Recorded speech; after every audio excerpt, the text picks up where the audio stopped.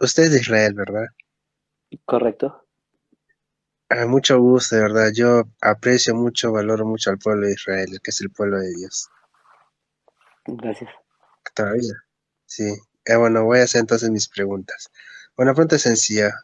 Primero, concentrarme en esta primera pregunta es ¿por qué Israel no aceptó a Jesús como el Mesías?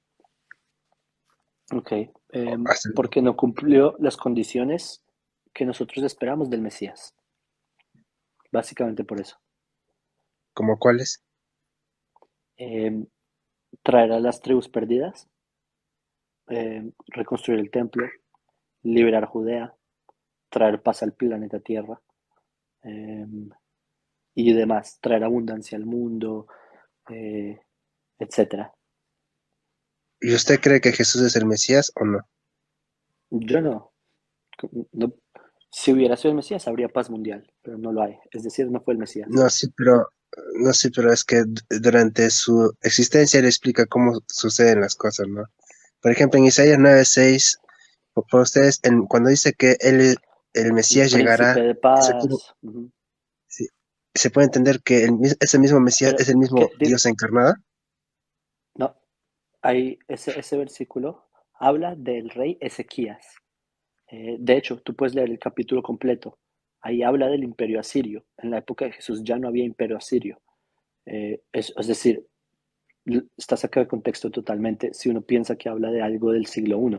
Ahí dice que, de hecho, la traducción que tú tienes en tus manos de la Biblia, lastimosamente está mal hecha, porque ahí dice, Vaikra Shemo,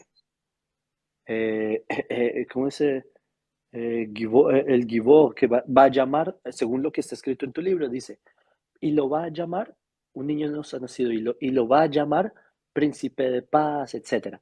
Pero eso no dice en hebreo. En hebreo dice, un niño nos nació y lo llamaron príncipe de paz, etcétera. Es decir, si tú te fijas, las profecías de Isaías, todas las profecías de Isaías están conjugadas en futuro, todas. Y cuando él está hablando de eventos, un evento lo conjuga en pasado. Y por eso, eh, acá eso está conjugado en pasado. Vaikra Shemo, le hace Génesis 1:4. Es la misma palabra. Por favor, busquen.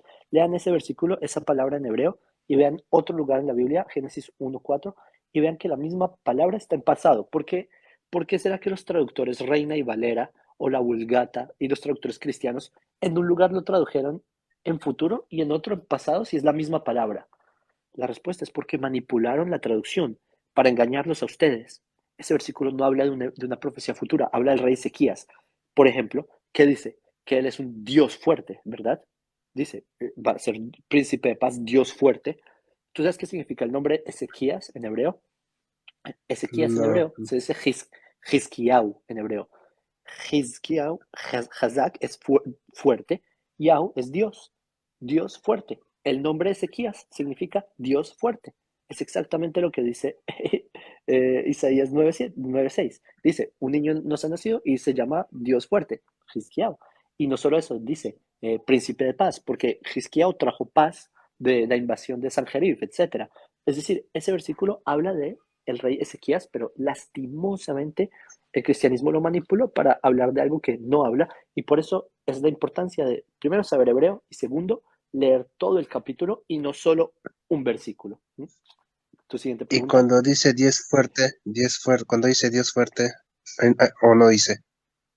Dice, sí, te lo expliqué, Dios fuerte. Es el rey Ezequías, que vivió en el siglo 7 antes de la era común, Ah, fue uno de los reyes de Judá, que él, hubo una invasión del imperio asirio que invadieron Judea, que invadieron Jerusalén, asediaron Jerusalén, pero fracasaron, perdieron la batalla y dice que eran como 185.000 soldados asirios que se rindieron del asedio y se fueron.